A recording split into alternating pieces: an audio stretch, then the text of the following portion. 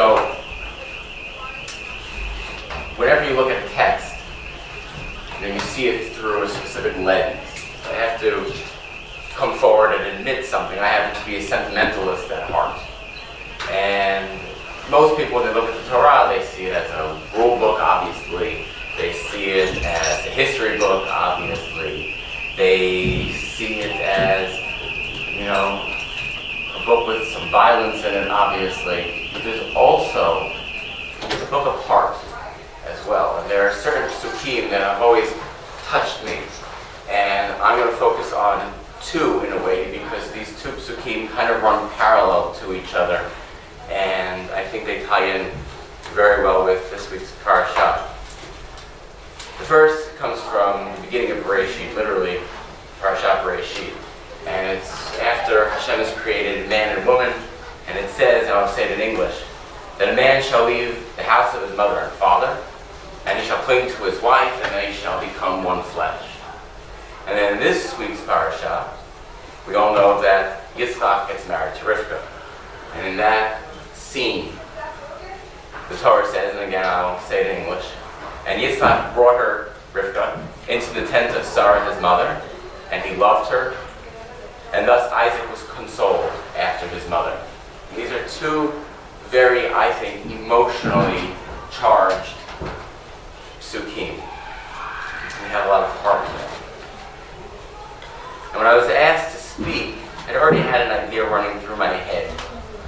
And then I opened the parasha on Shabbat, and a word popped out at me.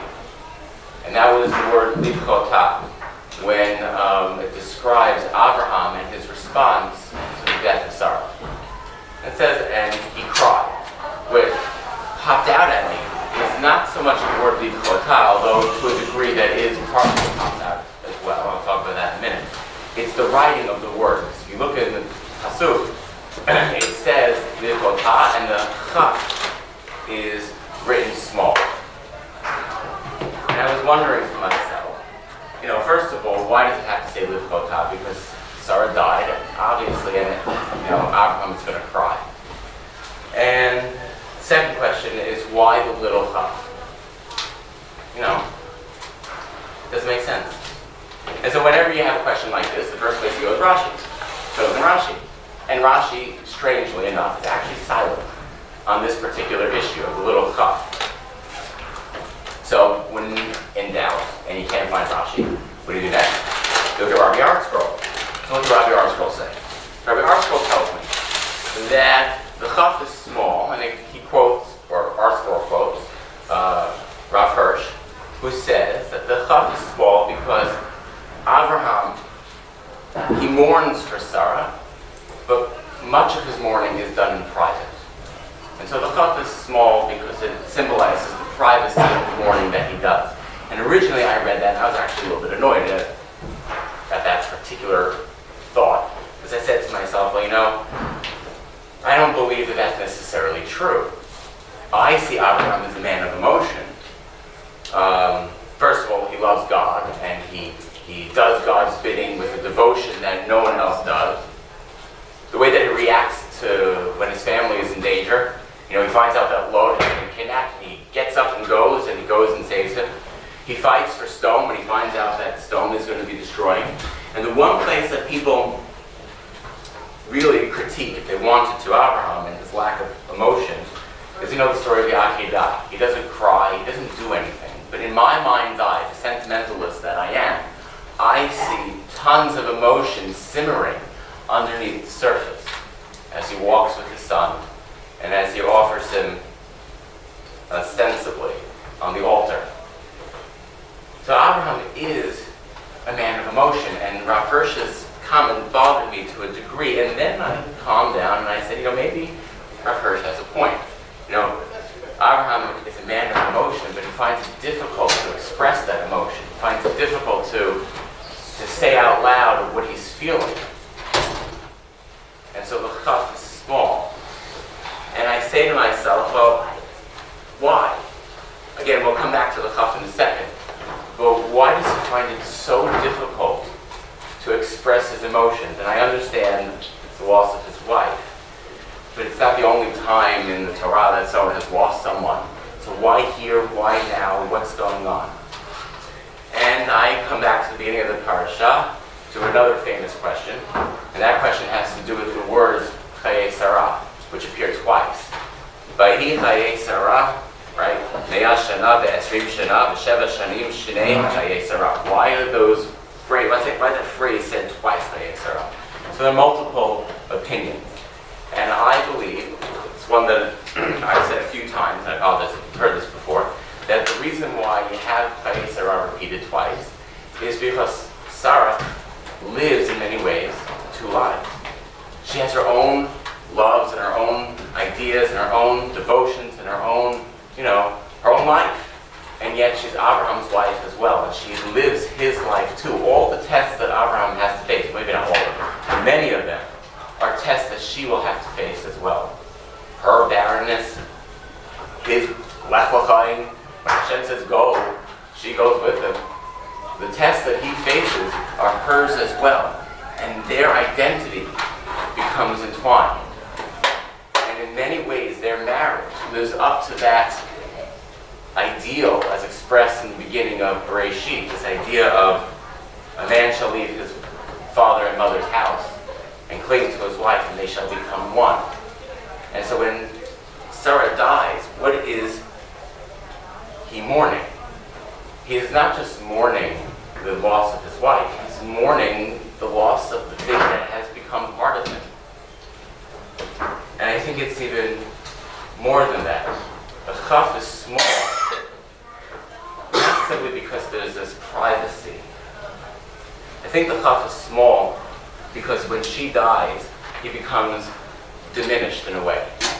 He loses something, loses a part of himself. So the question then becomes, okay, if that's the case, then why the chaf? It could be any letter, right? It could be the bet, the tough, I don't know, just make it up. It could be any letter, it could be the whole word. Why the chaf?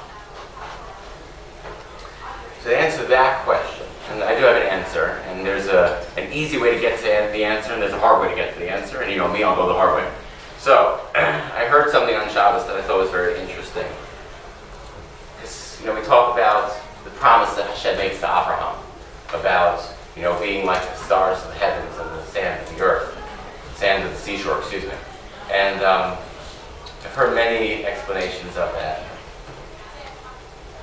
One being, that you don't know the impact that you'll have, just like a star. The light shines for thousands of years, and when the light goes out, it can take thousands more before you even see it or realize it. And the sand of the shore, because just like in Jewish history, people, Abraham's children, will be trampled upon. That's one explanation. But on Shabbos, I heard something different, where a star doesn't need anything to shine. A star is its own self-contained, I don't want to say universe because I'm mixing my metaphors, but its own self-contained energy source. And it doesn't require anything, it doesn't require the reflection of anything. It just is. And it shines independent of everything else. But the seashore, the sand on the seashore is very, very different. The sand on the seashore, there is no one particle of sand that you can point to and say, that's the piece of sand that holds the shore together. You take one particle of sand and dump it into the ocean, and it doesn't matter. You snuff out one star, and it does. But when the sand is together and it works together, as though the sand can work together, it can hold back the entire sea. And that was Hashem's promise to Abraham. Here's Abraham, and look at his life. He has a son, one son with Hagar, that Hashem says, no, there'll be a nation, but it's not going to inherit him. You have another son who's not yet married, and the person who is closest to him is gone. So where is Abraham going to get his comfort from? Because he's crying. He's upset. I think it comes back to that pasuk that I quoted at the beginning, second pasuk. The comfort comes from Rivka. And Isaac brought her into the tent of Sarah, his mother, and he loved her. And thus Isaac was consoled after his mother. It wasn't just Yitzhak who was consoled, I don't think. I think it's also Abraham, who sees in Rivka same thing that Isaac saw, that Yitzhak sees, a continuation of Sarah, in a way. And he says, this will be the continuation of my legacy. But is it? Because if you think about it, what's the next step? They're supposed to have children. I mean, how long do Rivka and Isaac remain without children? 20 years. And so the chaf, we think about the chaf, that's Abraham's chaf, but it's not, it's the writer's chaf. He's the writer, he's the one who made it small.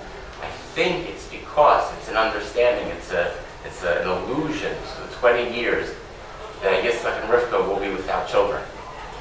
And Abraham was a man of deep emotion, who loves his wife, who loves his sons, who loves his nephew, who loves complete strangers, feels the pain of his offspring. And he knows, he understands that God's promise will be fulfilled. But he wonders when, and he wonders how.